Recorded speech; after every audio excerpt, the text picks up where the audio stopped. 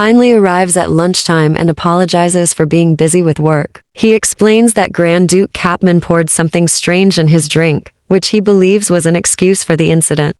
Navier asks if it is the reason he was locked in room for a day. She thinks that Grand Duke Capman poured a love potion into Heinley's drink. Heinley later revealed that what he drank is not a poison but an enchantment, indicating the potion was the love potion. Heinley's nervousness suggests he may have reacted to someone. The potion's effects, as stated by Grand Duke Capman, last a week. Navier is worried about the possibility of Heinley marrying someone and leave her. Heinley explained that the potion's effects were off at dawn, but he is still nervous due to his eyes wandering to someone else after getting married. The potion's effects made Capman fall in love with the Navier and she doesn't want to see him suffer. Heinley apologizes to Navier, expressing his love for her but expressing regret for being carried away by a potion, stating that he didn't intend to hurt her and didn't want to be like her ex-husband. She is confused by Heinley's feeling for her. Heinley asks if she likes him, but she is still confused whether she is the first one Heinley saw after drinking the potion, so she tells Heinley it's not possible that he love her. But Heinley told her that the effect of the potion already wear off at dawn. Heinley assures her it's not due to the potion. Navier calms him down and didn't leave him, fearing he might misunderstand that she's mad at him.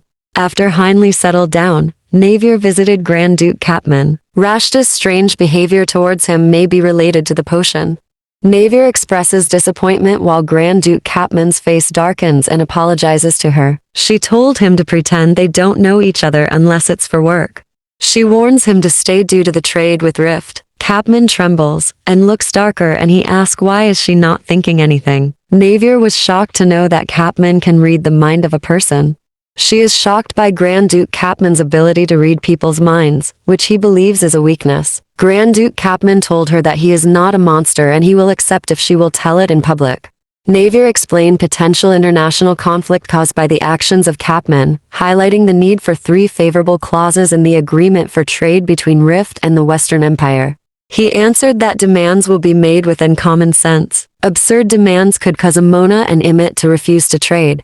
Navier was puzzled because Heinley claims the effects of a potion he drank at night were off at dawn, but the Grand Duke of Capman remains unchanged after months.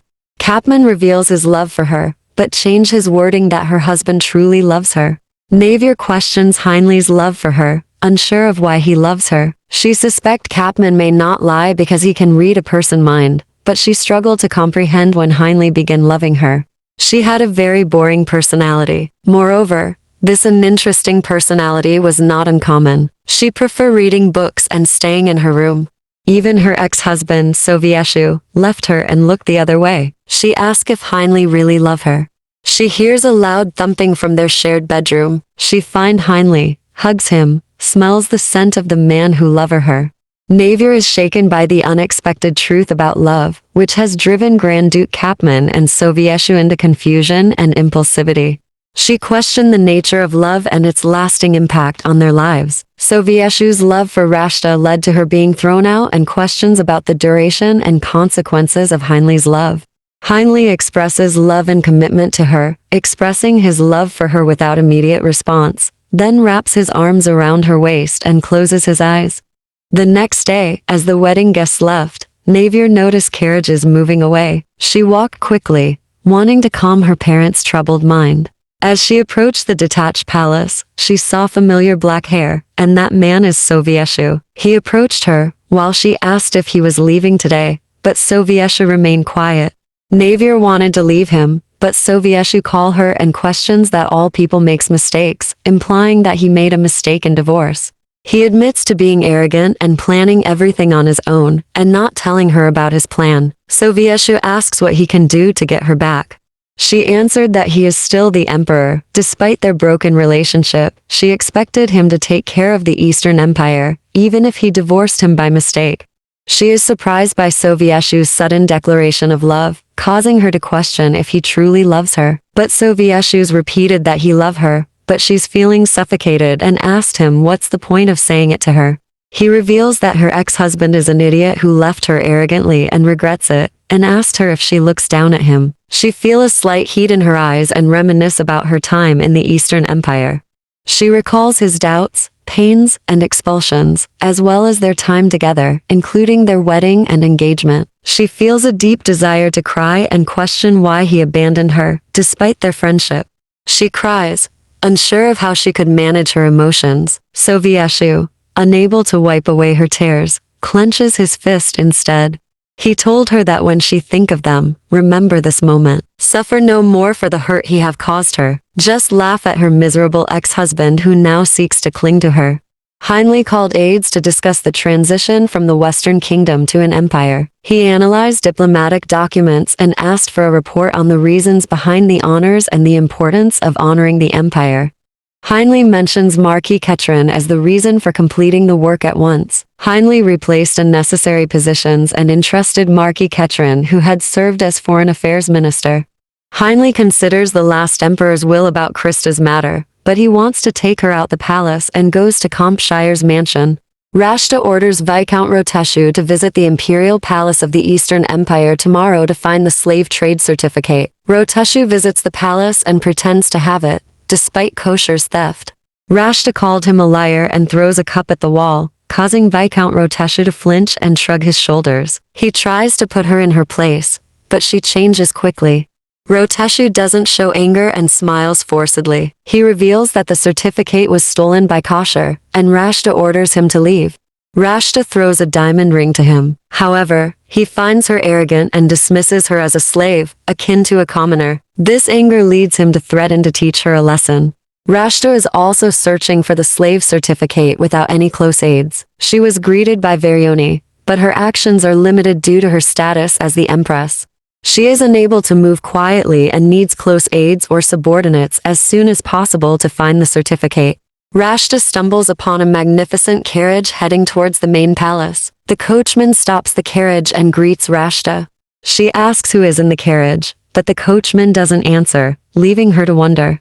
She questions her identity and wonders if she knows who she is. Rashta orders the carriage to pay respects. A girl, the same age as Ravetti, appears and stares at her as if she's an enemy. The coachman, embarrassed, confronts a girl named Evely, who is disrespectful towards Rashta. The girl, expressing dissatisfaction, told her she is not the empress she knew. Voice. Rashta, angered, steps forward, but Baron Lant informs her that she is a guest of the emperor. Baron Lant demands Evely apologize to the empress, but Evely denies any wrongdoing. Rashta thought that she is not a noble since Braun Lant shout at her. Evely gasped upon entering. Initially she hated him due to what he did to Navier, and thought he was mean and stupid. However, upon seeing him in person, he was more than handsome. Evely, feeling suffocated by the emperor's stare, speaks first, asking why he called her. Sovieshu asks her if she didn't know why she was called. Evely tells Sovieshu that she was patronized by the empress, causing the emperor's wrath. She was also told that she will be the emperor's second concubine. He denies the idea, stating he doesn't hate the empress. It wouldn't be absurd to hate her because she patronized her, and she's too young to be his concubine. He told her that she is a talented and smart individual even though her mana had declined, and plans to support her to utilize her talent.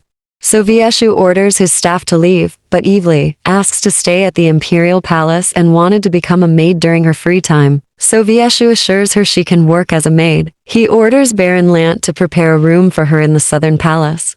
In the audience hall, people line up to state their case. Johnson is in line to meet his sister while a man tries to soothe his baby. Johnson notices the empress's rigid expression, terrifying. The father asks her to bless the baby, but she remains motionless, and murmurs spread. Rashta is frightened by the murmurs, so she reaches her hand to receive the baby from Alan. She recognizes the baby's dark eyes and hair, which is similar to her own, despite being covered in a bonnet. Rashta hugs a whimpering baby, but is haunted by the memories of her previous encounter with the baby. She fears that Sovieshu finds the baby's face. Eventually, she returns the baby to Alan, expressing the baby's beauty. Sovieshu, aware of Rashta's child, understood her stiff expression and felt sorry for her, realizing it was due to her deep sadness over her missed child. Johnson, a commoner's journalist, greeted the emperor and empress. Sovieshu asked what brings him. Johnson is concerned about her sister, who has been absent from work at the palace. The palace's internal affairs official informed him that she had quit her job, but he didn't believe she will not come home. He also reveals that her sister, Delise, was a maid that works to the empress. Rashta's face became pale while Sovieshu remembered that she ordered to cut out her tongue and imprison her. Rashta reveals that she had 2 close maids, but Delise quit due to workload. Johnson is desperate, but Sovieshu assures him that the matter will be thoroughly investigated.